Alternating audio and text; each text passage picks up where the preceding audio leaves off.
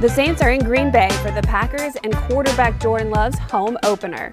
The tailgates outside Lambeau have been fired up for hours. However, the Saints have been cooking up something of their own. The #1 road defense in the NFL is ready to spoil all of the fun. Welcome into Saints Gameday Live.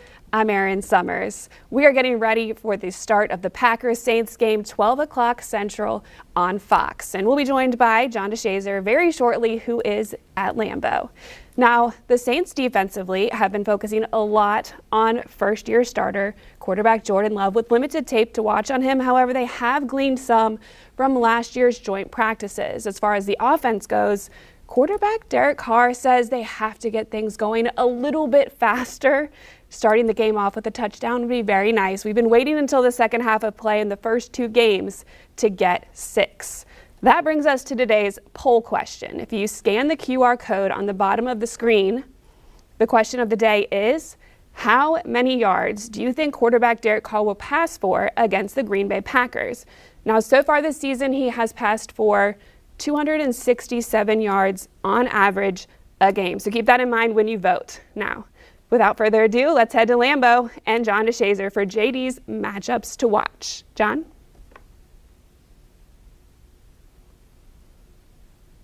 If they're going to get to 3-0, have to go through yet another young quarterback. Now, Jordan Love in his 3rd season, but only making his 4th NFL start. So far, his numbers have not been earth-shattering, completing 56% of his passes, only 392 passing yards through the first 2 games. However, 6 touchdowns, no interceptions. He's only been sacked twice. He fumbled once, but he recovered it. So he's taking great care of the football in these games for the Packers. And he might be getting some help returning and running back Aaron Jones. Aaron Jones missed the last game. They need him to balance out this offense with the run game. However, he might be missing a couple of offensive linemen. Left tackle David Bakhtiari, an all-pro. He might miss this game. Also, left guard Elton Jenkins. He might miss this game. So the Packers might have a brand new left side of the offensive line as they take on the Saints today, and the Saints hope to take advantage. Defensively for the Packers, you want to look to defensive end Kenny Clark, who has been a major contributor to this defense, and he's a guy who gets after the quarterback. Also, outside linebacker Rashawn Gary and outside linebacker Preston Smith. All of those guys will try to supply the pressure against the Saints, and hopefully they want to get to Derek Carr and force some turnovers from the Saints. In the kick game, remember this, they really have 2 good returners. Punt returner Jaden Reed averaged 18 yards on 3 returns so far. Kick returner Kelshawn Nixon at 27.5 yards per return on kickoffs. So the Saints cover teams really need to be on top of it. Well, that's here from Lambeau Field from the Packers' perspective, Aaron. Now back to you.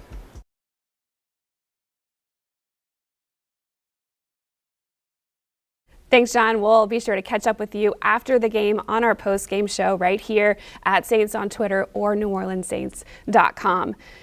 JD gave us a lot to think about as far as the Packers go. Now, offensively for the Saints, I mentioned at the top that they really want to get started a little bit faster in these games. 24 of their 36 points scored in the first 2 games have come in the second half of play. Quarterback Derek Carr talked about needing to get the offense going earlier, turning some of those field goals into 6. Now, we are without running back Jamal Williams, who suffered that injury last week. He is on injured reserve.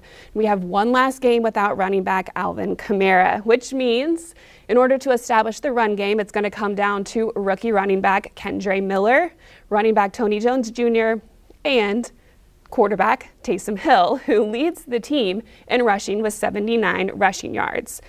The team definitely wants to establish that run game because that's what opens up those big passes later in the game. The Green Bay Packers are 30th in the league against the run. Last week against the Falcons, they allowed 211 yards on the ground. So there is an opportunity to take advantage on the ground in Green Bay. Also, the Saints looking to capitalize a little bit more in the red zone. They are just 1 of 6 there this season. Now, defensively, JD talked about it, quarterback Jordan Love. Well, he's going to have a limited amount of starters to work with. 4 of their 11 starters on offense are out for this game, including their left tackle, left guard, their starting wide receiver, and their starting running back. So they're going to have limited weapons.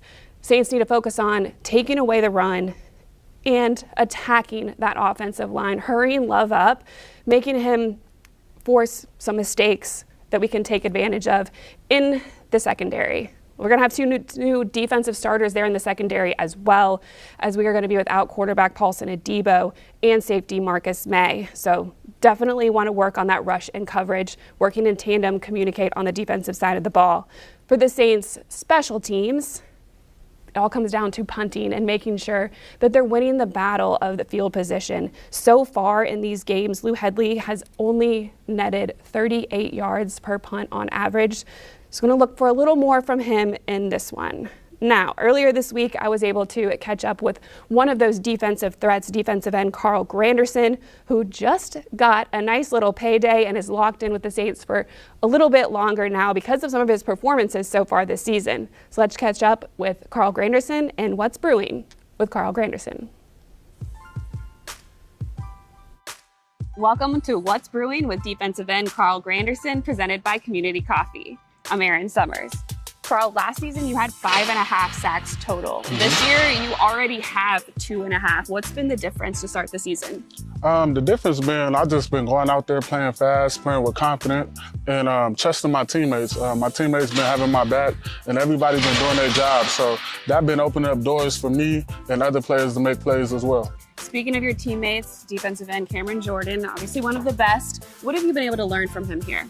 I've been able to learn a lot since I first came in, since my rookie year. But since then, even this year, throughout training camp, communication. That's what we've been working on with the new group that we have. A lot of communication and, just staying together as a family and playing together. So if we play as a defense, then we could take over the game. Well, this week we have the Green Bay Packers. What does the line have to do to affect quarterback Jordan Love, limit their production?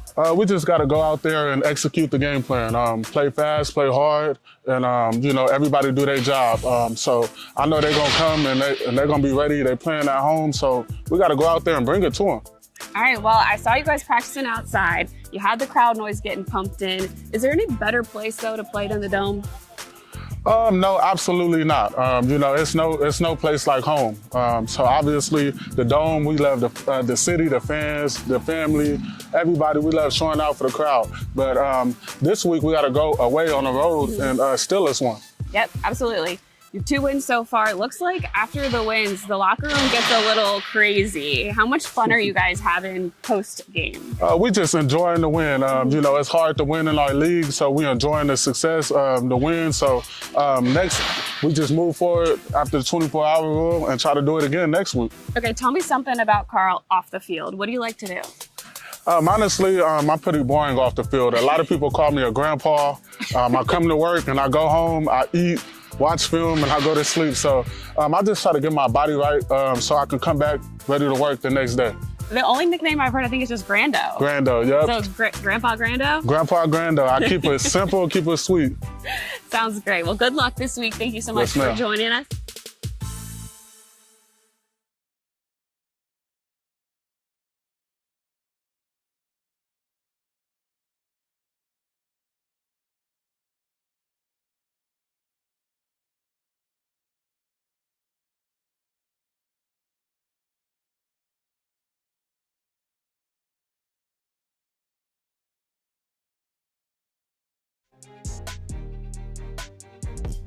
Another young quarterback in Jordan Love, his 4th start.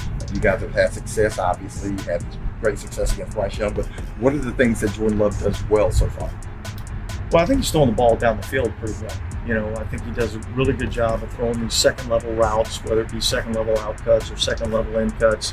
He does a really good job with that. And the other thing that he does really good is he's able to create in the passing game using his feet. So his ability to escape the pocket and create plays down the field, or create plays with his feet running the ball. Defensively, I think it's been a well-rounded deal. I think we've affected the quarterback. We've done a better job of stopping the run, and not only affecting the quarterback, but being able to get our hands on the ball. I'd still like to see a few more takeaways. We know there's going to be an adjustment at safety without Marcus May, but Jordan Howden and also Lonnie Johnson, what are those guys done well that you like about him? Well, Jordan's been steady. not spectacular, but steady. He's a guy that understands where he's supposed to be. He does what he's supposed to do. He's been a guy that we can count on to put in the game. Lonnie, I'm excited about watching him play. I thought he was productive in the preseason.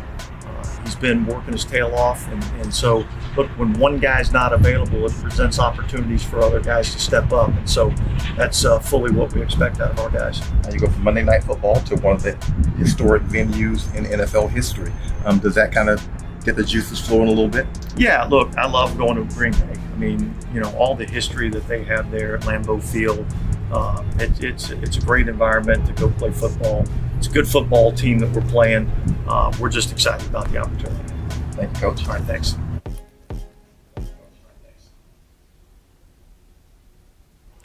Lambeau is a really cool place to go. I enjoyed being there preseason last year, and the Packers play very well there for their home openers. They are 10-0 over the last 10. So hopefully the Saints can spoil that party. I know that head coach Dennis Allen is going to have that team and especially the defense ready to go. Let's take a look at who is going to be able to go in that game with this week's list of inactives presented by Louisiana Cat. We've alluded to a few of them. Going into this game, we already knew that New Orleans is going to be without cornerback Paulson Adebo and tight end Foster Moreau. Without Adebo and safety Marcus May, who was suspended earlier this week, that means that it's going to turn to rookie safety Jordan Howden, who defensive coordinator Joe Woods was just glowing about his speed and his versatility, his ability to move anywhere on the defense. And then cornerback Isaac Yadam, who came in and substituted for Marshawn Lattimore earlier in the Tennessee game and was the one who tipped the ball that ended up in an interception. So he's got a little game experience and he is out there making plays. So look for those two to get heavy rotation and start in today's game. Also, on the Green Bay side, 5 of their starters are going to be out for this one, 4 of them on the offensive side of the ball. Wide receiver Christian Watson, running back Aaron Jones, left tackle David Bakhtiari, and left guard Elton Jenkins. So those are going to be huge losses for the Packers. But I think the biggest one might be their top cornerback in Jair Alexander. So Saints have a lot of ability here to attack defensively against whoever's backing up or whoever is on the line there, and then offensively going up against whoever is replacing Jair Alexander. So it should be a very fun one to watch. Now, for all of those black and gold representatives that are out there in Green Bay competing against the green and gold, let's check in with you guys with the black and gold roll call presented by Bud Light.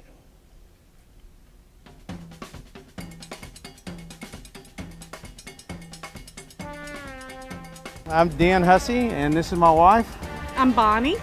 And we travel from Lafayette, Louisiana to be here today. I'm gonna go 20-17 Saints, and Raheed Shaheed has a massive explosion play down the field. Go Saints!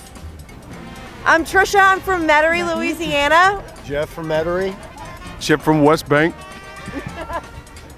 Bridget from Virginia. Amanda from Metairie. Ryan from Metairie. Lifelong. Lifelong Saints fan. Forever. 17-14 Saints. Saints by 10. Yep. Low scoring defensive battle. Saints come out on top. Go Saints! Yes, my name's Edgar. And Karen Roper. What was the And poll we're here results, from or Diamond what are Head, the poll results? Mississippi. Originally from New Orleans, though, so we're pulling for the Saints. And I'll give you a prediction of 34-28 Saints. I am Rachel Elsenson. I'm from Lacombe, Louisiana, originally from New Orleans. I'm Michelle Almost, I live in New Orleans. The Saints are going to Yeah, win. Saints are gonna We don't win. think. Yeah, The Saints are going to win. Yeah, we're looking. It's going to be beautiful close. weather. Yeah. Close game. They're going to pull it off with a field goal at the Yeah. end. Go Saints!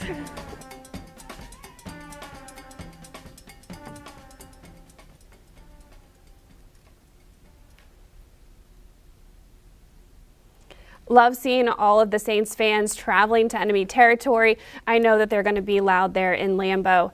It's been a great preview. There's a lot to look forward to. But before we go and turn you over to the game, let's check back in with our poll results. it looks like most of you are kind of torn, not thinking that Derek Carr is going to go for too many yards in this one. So we'll see where he lands. Again, he's been averaging 267 through the air. But hey, I'm looking for them to get that run game going and open up that pass game, because we need to see a lot more of that three-headed monster and Michael Thomas, Rashid Shaheed, and Chris Olave. That is it for our pregame show. Make sure you join us on the Saints postgame show right here on NewOrleansSaints.com or at Saints on Twitter. Tune in to the game, Fox, 12 o'clock Central, as we hope the Saints can make it 3-0. Go Saints!